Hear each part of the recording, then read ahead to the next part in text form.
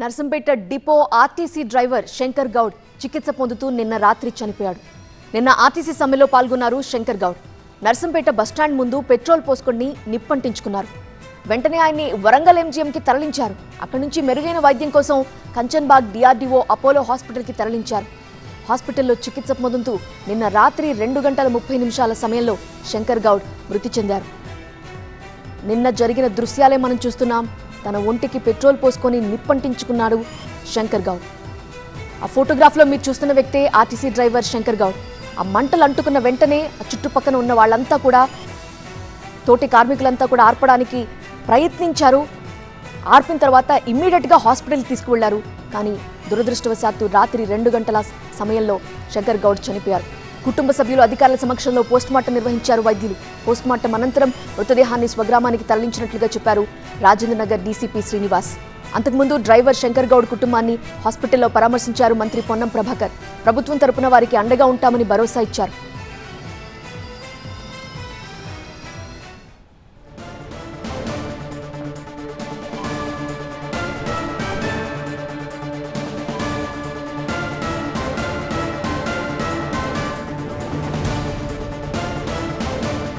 కుటుంబ సభ్యుల్ని మంత్రి పొన్నం ప్రభాకర్ పరామర్శిస్తున్న దృశ్యాలు మనం చూస్తున్నాము. చాలా బాధాకరం. ఆర్టీసీ సమ్మె కొనసాగుతోంది. ఈరోజు 3వ రోజు. నిన్న మహాధర్నా చేపట్టింది. ఆ మహాధర్నాలోని భాగంగానే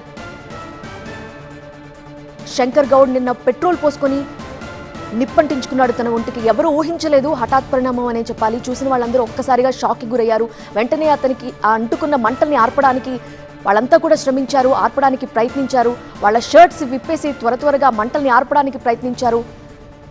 ఒంటికి మంటలు తీవ్రంగా అంటుకున్నాయి. వెంటనే మంటల్ని ఆర్పి అక్కడ ఉన్న వాళ్ళంతా ఇమ్మీడియట్గా హాస్పిటల్కి తరలించారు. అక్కడి నుంచి మెరుగైన వైద్యం కోసం డిఆర్డీఓ హాస్పిటల్కి తరలించారు. కానీ నిన్న చికిత్స పొందుతూ అర్ధరాత్రి 2:30 గంటల సమయంలో ప్రాణాలు కోల్పోయారు శంకర్ గౌడ్. ఆ తర్వాత విషయం తెలిసిన వెంటనే మంత్రి పొన్నం ప్రభాకర్ కుటుంబ సభ్యుల్ని పరామర్శించడానికి వెళ్లారు. ఆ దృశ్యాలు మనం చూస్తున్నాం. మరోవైపు ఈరోజు ఆర్టీసీ ఉద్యోగ సంఘాలతో ప్రభుత్వం భేటీ కాబోతోంది. అధికారులతో ముందుగా వాళ్ళు సమావేశం నిర్వహిస్తారు. ఆ తర్వాత మంత్రి పొన్నం అలానే డిప్యూటీ సీఎం బట్టి విక్రమార్కతో ఉద్యోగ సంఘాలు భేటీ అవుతాయి. సో సమ్మె విరమణకి సంబంధించి చర్యలు చేపట్టాలని ప్రభుత్వం భావిస్తోంది. ఈ నేపథ్యంలో ఈరోజు ఏం జరగబోతుందా అనే ఉత్కంఠ నెలకొంది. కానీ నిజంగా బాధాకరం. ఒక ఆర్టీసీ కార్మికుడు ప్రాణాలు కోల్పోయారు. RTC driver Shankar Goud. అంతకుముందు డ్రైవర్ శంకర్ గౌడ్ కుటుంబాన్ని హాస్పిటల్లో పరామర్శించారు మంత్రి పొన్నం ప్రభాకర్. ఆ దృశ్యాలు మనం చూస్తున్నాం. ప్రభుత్వం తరపున వారికి అండగా ఉంటామంటూ భరోసా కల్పించే ప్రయత్నం చేశారు. తెలంగాణ कैबिनेट में जो आरटीसी का स्ट्राइक है उसके बारे में पहले चर्चा हुआ और कैबिनेट इंक्लूडिंग चीफ मिनिस्टर पूरा कैबिनेट मंत्री जो आरटीसी के हमारा फैमिली मेंबर्स है वो लोग जज्बाती में नहीं आए और ऐसा काम नहीं करे. उनका इश्यूज पे सरकार गौर कर रहे हैं और उनका इश्यूज रिजॉल्व करेंगे. उसीलिए हम मंत्री लोग उन लोगों को विज्ञप्ति करते हैं.